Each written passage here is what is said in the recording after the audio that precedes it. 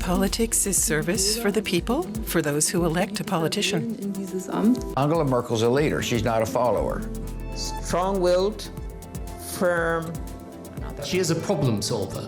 You know, she's a manager of a situation. Who is ruthlessly pursuing what she considers to be the right path. My disagreement with her concerns what that path is. We manage many things, we'll manage this. In critical moments, Angela was that lady, that madam who intervened and helped us to find a solution. What I think has been lacking has been strategic vision. She always tried to get everyone on board, but she never really was outspoken on what kind of EU she wanted. I've said I want to get a bit of rest, and then we'll see what comes to mind. But I will no longer be involved in politics.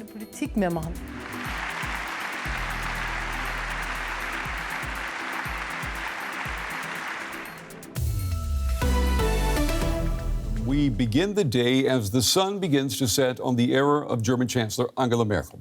In a few days, after 16 years in power and almost exactly as she had planned, Angela Merkel will depart the political stage for good. Tonight, in a dramatic yet modest torch-lit farewell ceremony, German soldiers offered their gratitude and highest honor to Merkel. Merkel then offered her thanks to the military and the nation for allowing her to occupy the highest seat of public service for 16 years. There was no departure from style or substance tonight. In her speech, the Chancellor called on her country and its allies to remain true to the values that made her life and her story possible. As I stand before you today, I feel above all gratitude and humility. Humility for the office that I was allowed to hold for so long. Gratitude for the trust that I have experienced. I have always been aware that trust is the most important asset in politics. I am convinced that we will be able to continue to shape the future well if we set out to work not with discontent, with resentment, with pessimism, but as I said 3 years ago in another setting, with cheerfulness in our hearts. At least, this is what I've always held on to, in my life in the former East Germany, and even more so now in freedom. It is this cheerfulness of heart that I wish for all of us, and figuratively speaking, for our country and for the future. I thank you from the bottom of my heart. And joining me here at the big table tonight for this special edition of The Day is our chief political editor, Michaela Kufner. It's good to see you, Michaela. When you look at tonight's ceremony, was it a fitting farewell ceremony for Angela Merkel? I think it very much was. And I think that in her short speech, we did get what made her chancellorship so different, the level of modesty, particularly in the face of so many male chauvinistic leaders that she faced throughout her time, and also with her choice of songs, which I think gave a lot of us a completely different insight, that she was listening to kind of funkier music than a lot of us had predicted. Yeah, I mean, these songs of choice, they rose, or I guess they raised some eyebrows. Talk to me a little bit about that. I mean, there was one, punk? Yeah, Nina Hagen, she is kind of the German queen of punk rock. She also comes from a family of really artists and system-critical songwriters in the east of Germany. And the song is "Du hast den Farbfilm vergessen." It's a woman criticizing her boyfriend that he didn't take the color film on their holiday to an East German island. Which we have to explain to a lot of viewers will not even know what color film was. When there were cameras when you actually put the film in. You're right, Brent. We are very old, aren't we? There are. Well, it's like today it's an app to make photos. Exactly. Previously, you actually needed a film, which is the color one is more expensive, and the black and white was not an app. It was kind of cheaper film at some stage, and she said that this wasn't really laden with a kind of meaning, because somebody asked her today at a press conference where I was about the song. She said it was basically a memory of her youth, which she of course spent in East Germany. So this high highlights this history of not only was she the first woman chancellor, she was also the first East German who really had something to say and at the head of the country. And it's interesting, too, because just when you least expect it, Angela Merkel does something like choosing a German punk artist song. She chooses something that gives you a little bit of a glimpse into her private personality. Yes, and there must be a diva in there somewhere as well, because the other song was Es soll rote Rosen regnen, it should rain red roses for me, and then there were red roses there for her, and it's a very grand song from a post-war diva here in Germany, and, you know, who would have thought? Yeah. And then there was the more predictable one, a church song. She is a pastor's daughter. She's a pastor's daughter, after all. All right, Michaela, stay right there. We're going to be returning to you for more analysis in just a moment. We're going to talk a little bit now about style. Merkel has not only defined a political era here in Germany, for an entire generation, she is the only leader that they have known. 16 years, and she has become a living icon. Now, for almost 2 decades, Merkel has been the woman in charge with an unmistakable look, a conservative pantsuit, and the signature hand gesture that everybody tries to copy. On the world stage, Merkel won respect, keeping her trademark calm as she went toe-to-toe with unpredictable leaders, and there were plenty of them. In Germany, she was largely seen as stable and able. Both Germany and Europe are now losing their most experienced crisis manager. Angela Merkel, controlled, stable, giving away nothing. Over the past 16 years, she created her own brand of stability politics, rooted in science and her original definition of what it's all about. To me, politics is service for the people, for those who elect a politician. Aged 51, Angela Merkel became Germany's first woman chancellor. So help me God. Immediately, she raised the alarm over climate change as a threat to humanity, but she would fail to meet her own climate ambitions. Like most of the world's most powerful leaders, she prodded into action. Soon, events would demand Merkel's focus, and her forte became managing crises. The collapse of Lehman Brothers in 2008 and the euro crisis that followed saw Merkel's stability politics survive a baptism of fire. Her word was enough to calm the nerves of German savers. And we tell all savers that their funds are safe. The government will make sure of that. But forcing austerity on Greece and other countries also sparked hostility and fear. In Merkel's eyes, the role of the Chancellery was above all to provide stability. And with each passing year, more people would take her name to mean just that. Her legacy is defined by a key event in 2015, when large groups of mostly Syrian refugees risked their lives to come to Europe. Merkel left the German borders open. Around 1 million people came to Germany. She insisted failure to integrate them was not an option. We manage many things, we'll manage this. While she was hailed abroad for her open arms policy, at home she was targeted by right-wing populists who chanted "Merkel muss weg," "Merkel must go." To this day, Europe lacks a common asylum policy. Merkel's plan to focus on Europe in her final year was derailed by the COVID-19 pandemic. A scientist herself, she did not hesitate to accept the magnitude of the threat. It is serious. Take it seriously. Germany went into an immediate but light lockdown. Merkel also crossed one of her longest-standing red lines. She dropped her resistance to EU direct debt, leaving German taxpayers standing in for other European countries. In her exclusive legacy interview with DW, she said this was one of her toughest moments. The two events I personally found most challenging were, for one, the large number of refugees arriving here, and now there's the COVID-19 pandemic.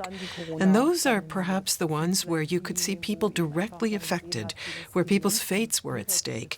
That, for me, was the most challenging. After 16 years as Chancellor, the brand of stability politics Angela Merkel created will remain a reference point for leaders around the world. Michaela, that was your look there at the highs and lows of the Merkel era. I mean, you've covered her for a long time. What would you say, what is it about her that makes her so special?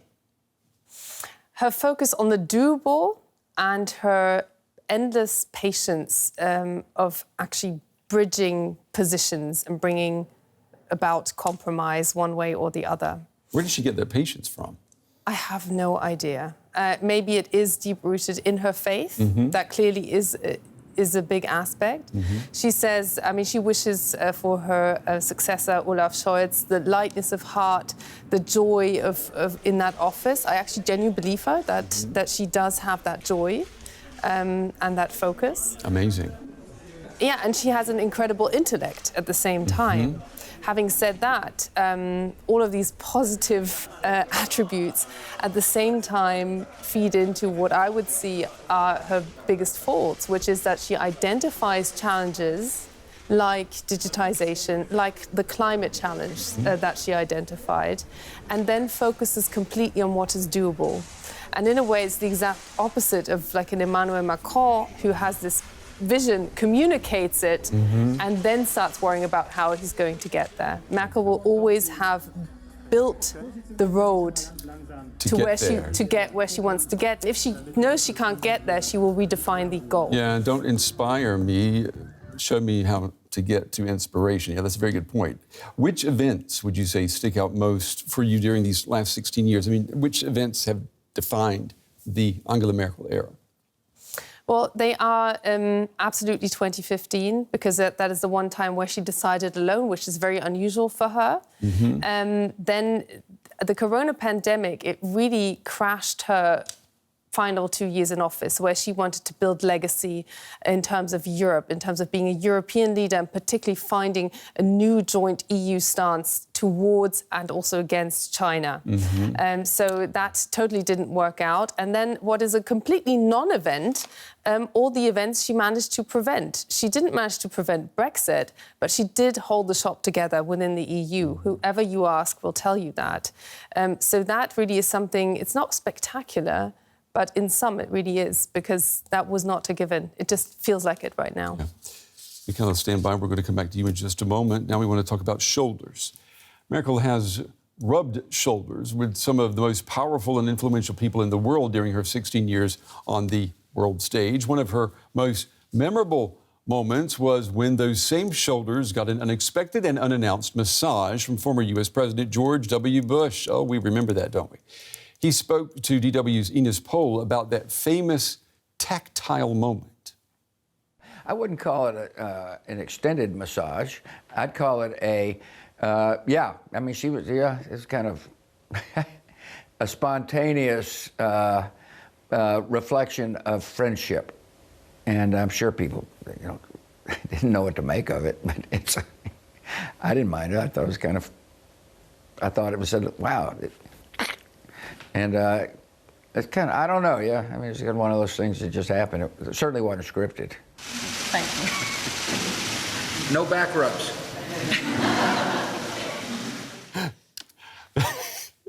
They have former President George W. Bush there looking back on his impromptu neck or back rub that rubbed the German Chancellor somewhat the wrong way. Here's how he and others will remember Angela Merkel. Angela Merkel's a leader. She's not a follower. I look at her as a sympathetic figure, as a decent human being who is ruthlessly pursuing what she considers to be the right path. My disagreement with her concerns what that path is. I would describe her as pragmatic and reasonable, not bad qualities for a politician to have.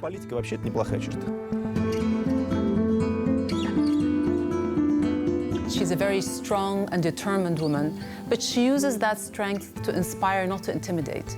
So she brings people together rather than pitting them against one another. She is a problem solver. You know, she's a manager of a situation. Her ability to share the plain truth with her own people is an immense political achievement. This is Merkel's success.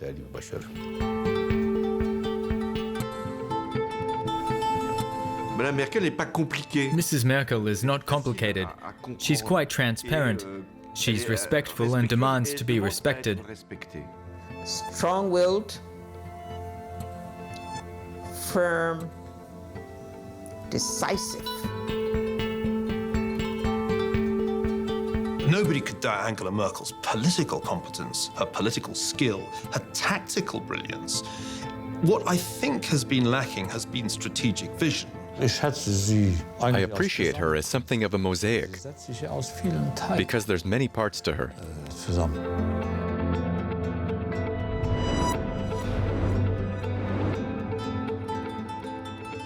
So, Michaela, out of all of the politicians and leaders that Angela Merkel has worked with these 16 years, who would you say she really got along with the most? Well, she got along really well with Jean-Claude Juncker. We just saw, yeah. Yeah. She got along with Barack Obama very well. That was a friendship in the end, although it didn't start out as one. She didn't want him to appear in front of the Brandenburg Gate before he actually became US president. Yeah, imagine that. Yeah. So, you know, that didn't work out so well. Yeah. And who else would I single out? She actually just... You know, not that they have such a close friendship, but she, interestingly, in very difficult times, got along very well with Theresa May. And that was during Brexit. The British Prime Minister. During times of Brexit, they really respected each other. They were at completely different ends of the argument. They even had a giggle together because they both wore the same colour when they were addressing their parliaments one day and then appeared in a photograph together. So... But she didn't have many other female leaders to commiserate with. Yes, that's true. But, you know, she never really was someone who believed in kind of a girls' club kind of scenario. That's true, she forgot in one instance that she had, in fact, been the first woman to lead her own CDU party when introducing her successor in that up-and-coming in that role. And they both had... almost a giggling fit because they had to correct themselves. So she will look at someone, she will look at what their idea is, what do they know, how do they act as a human being. I think she's post-feminist in that sense. She doesn't really think about gender so much. Stand by. We're going to come right back to you. We want to look to the future now. Merkel is keeping tight-lipped about what her plans might be post-politics, but here are some of her options. What exactly Angela Merkel sees when she looks into the future, she's not saying. After 16 years at the helm, she'll finally have time to relax and pursue her hobbies. But what form will that take? In Berlin, there's been plenty of speculation about Merkel's plans for life after retirement. She'll take on honorary positions, become chairman of a foundation somewhere. First, Merkel should write her autobiography, 10 volumes. That would be my wish, and I would definitely read it. After they do something remarkable, like win the Super Bowl, they go to Disneyland. She'll go hiking, cook. She loves potato soup. As Chancellor, Angela Merkel saw many heads of state come and go. Each of them found their own path following the end of their active political careers. Some stayed in politics. Others simply stayed in the headlines. Merkel's predecessor, Gerhard Schröder, decided to take up a new profession as lobbyist for the Russian oil giant Gazprom. The socialist Antonio Guterres served as Prime Minister of Portugal, then went international. Today, he's Secretary General of the United Nations. Former U.S. President Barack Obama travels around the globe, holds lectures, and writes memoirs. Merkel most likely won't take up the pen or hit the keyboard. Former chancellors are required by law to maintain silence on state matters. She's not letting on what she'll do instead. I've said I want to get a bit of rest, and then we'll see what comes to mind. But I will no longer be involved in politics. But no one can really imagine that Angela Merkel will refrain from taking on any official position whatsoever. Not least because, as former head of government, she's going to be very well equipped for other work. As Chancellor, Angela Merkel earned a salary of 25,000 euros a month. 3 months after she leaves office, that sum will drop to 15,000. She'll be entitled to security protection and an official car with driver until the end of her life, as well as an office in the Bundestag, including an office administrator and 3 staff members. Angela Merkel's been using her last weeks in office to pay farewell visits at home and abroad, here in France. Her current role may be that of a caretaker, but there is plenty to take care of. She'll be keeping political appointments right up to her very last day. At any rate, she seems to be taking pleasure in the prospect of soon leaving politics behind. Okay. War's das? Was that it? Ja. Yeah? Dann wünsche ich ein schönes Wochenende. Then I wish everybody a great weekend. Yeah, I mean, she's definitely earned her retirement. Michaela, how do you think she's going to be remembered? As an outstanding European leader, also as someone who totally didn't do it for the money, now that we saw that cash sector. I mean, really, talk about no drama. She doesn't like fuss, she doesn't like drama, no expensive hobbies. She's, her dream is to do a bit of gardening work. I mean, honestly, I've been trying for weeks to imagine her doing gardening work. Some people say they can imagine her. I'm like... I can see her doing that. For how long? I can see her doing like carrots and corn, but not like geraniums and things like that. You know what I mean? There's a difference. Right. Yeah. Thanks for pointing that out. So it's doing something constructive, that's what you're talking about. And she definitely wants to sleep in, and I totally believe that. I think she is genuinely physically tired as well. Yeah. This has been a very strenuous past 2 years. And but we don't want to be too compassionate towards international leaders. I think she doesn't. She sees power as a responsibility. Yeah. Just power for its own sake doesn't interest her, and this is where she is very different from a lot of her counterparts around the world. Our chief political editor, Michaela Kufner. Michaela, thank you for walking us through the end of the Angela Merkel era. Thank you. Well, finally, we will be posing this question for a very long time. In a male-dominated world of politics, how did she do it? Where did her stamina, her patience come from? How did it all seem so effortless? A master of politics armed with modesty, not vanity. Now, there is much to criticize about Angela Merkel. She was not an architect of the future. Instead, she kept her finger on the pulse of the present. Too much innovation, creativity, spontaneity. Those were not Merkel's calling cards. And that is why the next government will have to dedicate energy, time, and money to catch up and to make up for lost time. But Merkel also never promised those qualities either. She told the truth. In fact, in her 16 years as chancellor, she had no personal scandals, zero, to distract from her work. Good luck finding a president or a prime minister with that record. The world will miss Angela Merkel. Let's hope we don't end up missing the values that made so many respect her for so long.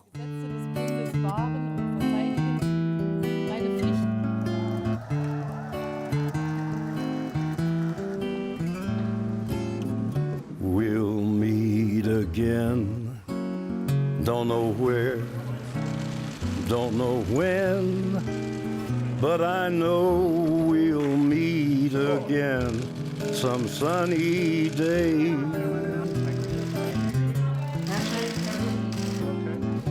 Keep smiling through, just like you always do, till the blue skies drive the dark clouds far away. And will you please say hello to the folks that I know? Tell them that I won't be long. and they'll be happy to know that as you saw me go, I was singing this song.